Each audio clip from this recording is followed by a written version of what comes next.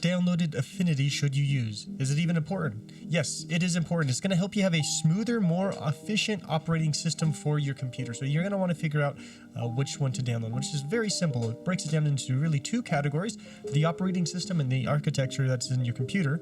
If you have a Windows that is 10 or above, you're going to want the MSIX package. That's going to be the operating system that you have. If you have an older Windows, get the MSIEXE package. Now, the second category, the architecture.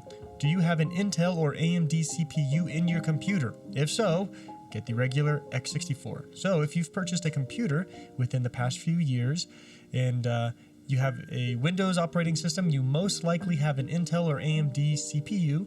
The first one is most likely going to be the one that you want. You can verify this in your system's operating system if you would like. Now, if you have an older operating system, the MSIEXE, and you have an ARM CPU, then you're going to want to get this as your package. But it's going to be a little bit more rare cases for most people, as most people will have the Intel and AMD CPU. To verify which one do you have, pretty much if you have any normal Windows PC, download the